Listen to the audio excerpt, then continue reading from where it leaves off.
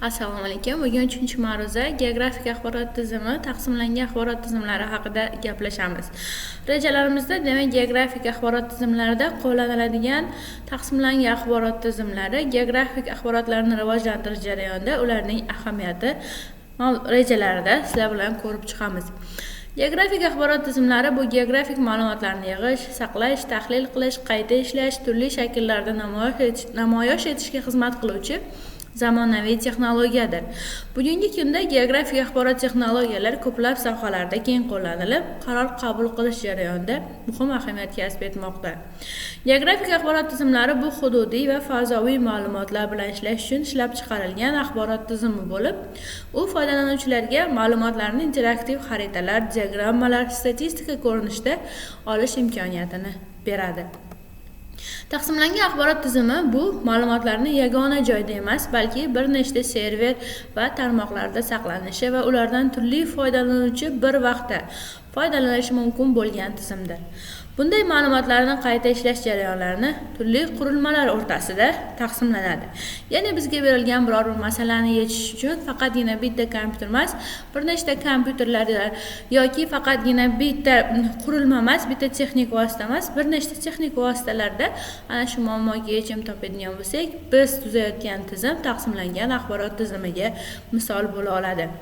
Axborot texnologiyalarida taqsimlangan tizimlar bulutli texnologiyalar, masofaviy serverlar va onlayn platformalar orqali keng qo'llaniladi. Masalan, ArcGIS, Online, Google Maps yoki OpenStreetMap kabi xizmatlar taqsimlangan tizimlar asosida ishlaydi.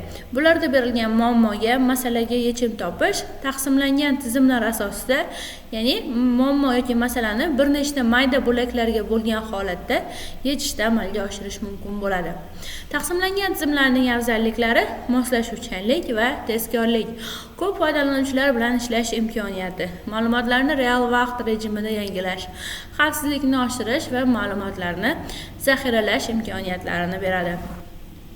Axborot texnologiyalari foydalanuvchilarining o'sishini 2000-2025 yillar misolida ko'radigan bo'lsak, 2000-yillarda axborot texnologiyalaridan foydalanish miqdori 2 millionta foydalanuvchilar foydalangan. 2005-yilga kelib bu ko'rsatkich 10 millionga, 2010-yilga kelib 50 millionga, 2015-yilga kelib 150 million va 2020-yilga kelib 350 millionga yetgan.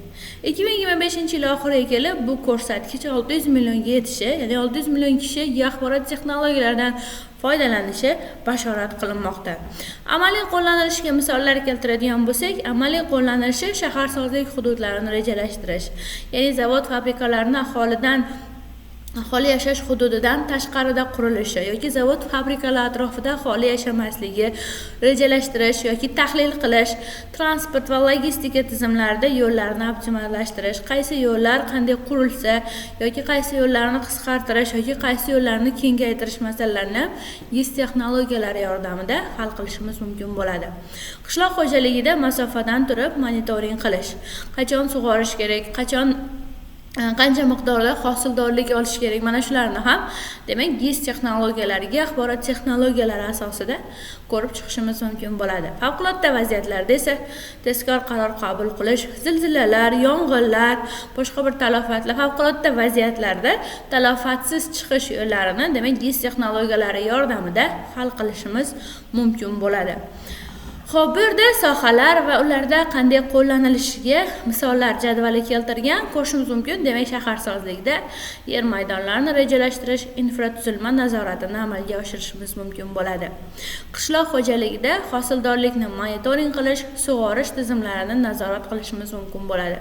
Transport va logistikada esa yo'llarni optimallashtirish, harakatni nazorat qilish mumkin. Ekologiyada bo'lsa atmosfera monitoringi chiqindilarni nazorat qilishimiz mumkin bo'ladi. Favqulodda vaziyatlarda yuqorida aytib o'tganimizdek, zilzila, toshqin paytida tezkor tahlil va evakuatsiya tizimlarini mana shu GIS texnologiyalari yordamida hal qilishimiz mumkin bo'ladi. Axborot texnologiyalarining rivojlanishi taqsimlangan tizimlar orqali yanada samarali bo'ladi. Chunki katta hajmdagi ma'lumotlar faqatgina markazlashgan serverlarda emas, balki bulutli texnologiyalar yordamida dunyo bo'ylab turli markazlarda saqlanadi.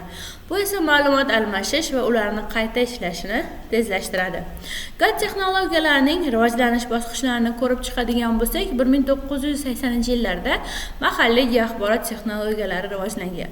1990-yillarga kelib mahalliydan tarmoqli axborot texnologiyalariga, ya'ni faqatgina bitta kompyuter emas, tarmoq orqali bir nechta kompyuterlar orqali axborotlarni qayta ishlash imkoniyatiga ega bo'lganmiz. 2000-yillarda internet asosida, ya'ni butun dunyo bo'yicha mana shu texnologiyalardan foydalanishni amalga oshirganmiz. 2010-yilda bu narsa bulutli axborot texnologiyalariga o'zgardi. Va 2020-yilga kelib sun'iy intellektga asoslangan, IoTga asoslangan axborot texnologiyalari rivojlanib, hozirda foydalanib kelinmoqda. Axborot texnologiyalarining ijtimoiy iqtisodiy foydasi haqida gaplashadigan bo'lsak, birinchi o'rinda davlat boshqaruv tizimida shaffoflikni oshiradi.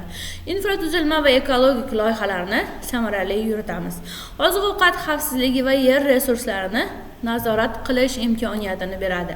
Bundan tashqari raqamli transformatsiya jarayonlarini jadallashtirishimiz mumkin bo'ladi. Axborot texnologiyalari va taqsimlangan tizimlarni taqqoslanishini quyidagi jadvalda ko'rishimiz mumkin bo'ladi. Bu yerda ko'rsatkichlar an'anaviy axborot texnologiyalari, taqsimlangan axborot texnologiyalarini ko'rishimiz mumkin. Ma'lumotlarni saqlash joyi, demak, an'anaviy axborot texnologiyalarda mahalliy serverlarda, oddiy kompyuterlarda saqlangan. Taqsimlangan axborot texnologiyalarida esa bu narsa bulut server tarmog'i yordamida amalga oshiriladi. Foydalanuvchilar soniga keladigan bo'lsak, an'anaviyda bu cheklangan, taqsimlangan axborot texnologiyalarida esa cheklanmagan holatda foydalanuvchilar foydalanishi mumkin. Yangilanish tezligiga keladigan bo'lsak, an'anaviy axborot texnologiyalarini yangilanish ma'lum bir vaqt oladi, ya'ni sezilarli uzoqroq vaqt oladi. Taqsimlangan axborot texnologiyalari real vaqt rejimida yangilanishni amalga oshirish mumkin. Xarajatlar ham, demak, an'anaviy axborot texnologiyalarida nisbatan yuqori, taqsimlanganda esa nisbatan pastroq bo'ladi. Integratsiya imkoniyati an'anaviy axborot texnologiyalarida cheklangan, taqsimlangan axborot texnologiyalarida yuksak darajada amalga oshirishimiz mumkin bo'ladi. Axborot texnologiyalarida taqsimlangan tizimlardan foydalanish darajasi quyidagi diagrammada berilgan. Bu yerda shaharsozlik bo'yicha 35%, transport logistika bo'yicha 25%, qishloq xo'jaligi 15%, ekologiya 15% va favqulodda vaziyatlarda 10% darajada foydalaniladi. Bundan tashqari geografik axborot tizimlari taqsimlangan axborot tizimlariga asoslangan holda rivojlanayotgan zamonaviy texnologiyadir. U davlat boshqaruvi, iqtisodiyot, transport, ekologiya va qishloq xo'jaligi kabi ko'plab sohalarda samaradorlikni oshirishda muhim ahamiyatga ega. Taqsimlangan tizimlar axborotning global darajasida ishlashi, ma'lumotlarni real vaqt rejimida qayta ishlash va taqdim etishni ta'minlaydi. Shu bois axborot texnologiyalarini rivojlantirish va taqsimlangan tizimlarda keng foydalanish kelajakda yanada muhim ahamiyat kasb etadi. Bugungi 3-ma'ruzamiz shundan iborat edi. E'tiborlaringiz uchun rahmat.